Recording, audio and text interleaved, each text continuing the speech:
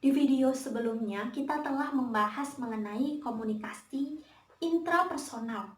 Nah, pada video ini kita akan mempelajari mengenai komunikasi interpersonal.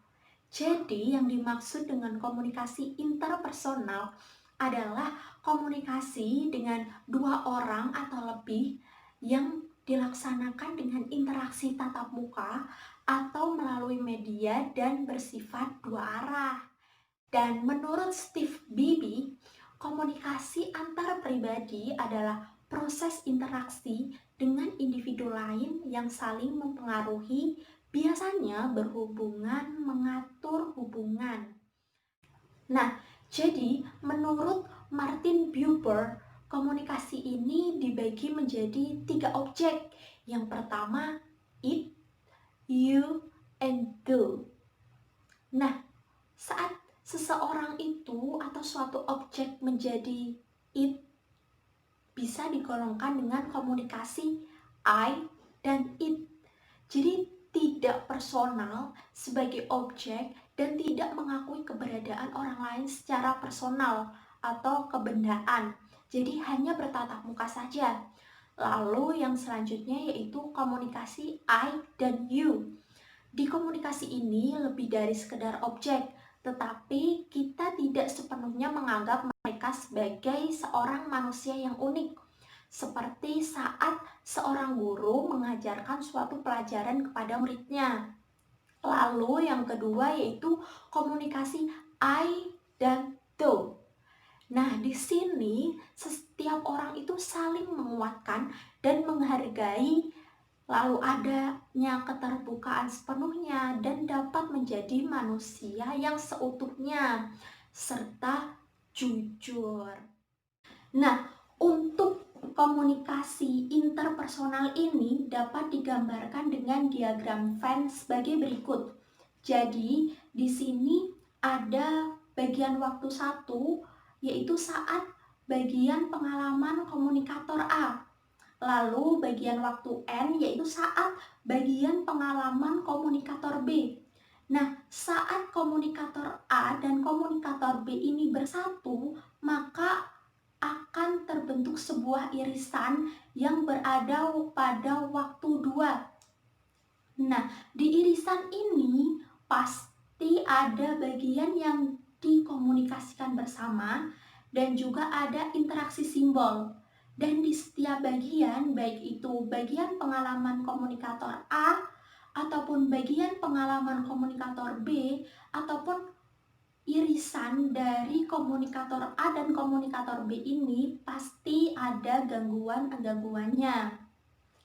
Nah, di setiap komunikasi ini pasti memiliki komunikasi yang dinamis karena dia bisa mendapatkan suatu irisan yang itu berarti mereka saling nyambung dengan topik-topik yang dibicarakan antar komunikator, lalu saling berbagi peran atau sharing, lalu pesan, gangguan, dan pengalamannya pasti berubah dari waktu ke waktu.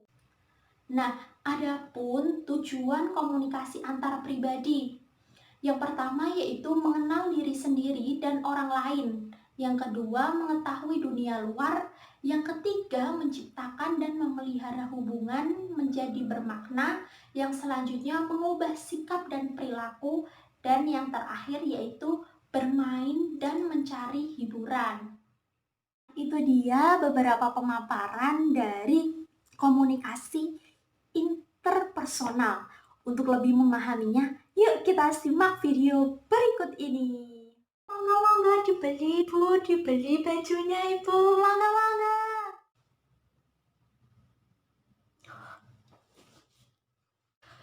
Bu? Oh, iya Ibu, gimana? Niku pinten?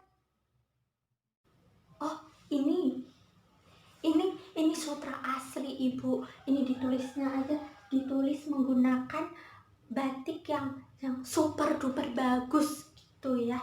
Nah, ini harganya 150 saja. 150. Kok mahal temen? 145 nggih. Nggak boleh Bu. Soalnya ini bener-bener bener-bener bagus. Dan di sini tuh ada labelnya. Ada labelnya, ini mahal. Gak boleh kalau harga segitu. 150 J. 150 bungkus. 145.500. 147. Nggih, 147. Kula bungkus nggih. Gempon 147 nggih. Bungkus nggih tolong. Hatur nuwun. Dia contoh dan pemaparan dari komunikasi interpersonal. Dan ternyata komunikasi interpersonal ini ada hambatannya loh. Apa aja ya? Yuk kita simak. Hambatan yang pertama yaitu isyarat yang membingungkan dalam komunikasi.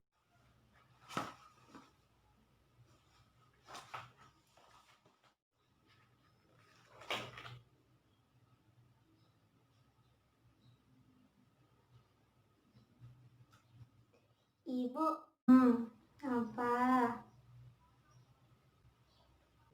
Ini anak minta duit terus.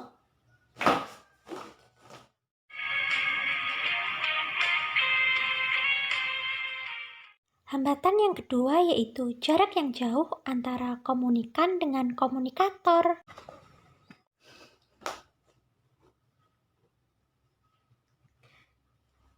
Halo Comel, sini main sini. Comel, sini main sini.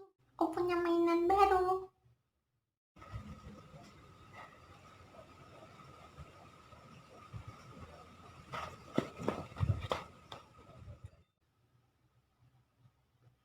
Malala, Riksi. Hambatan yang ketiga yaitu perbedaan bahasa dan budaya.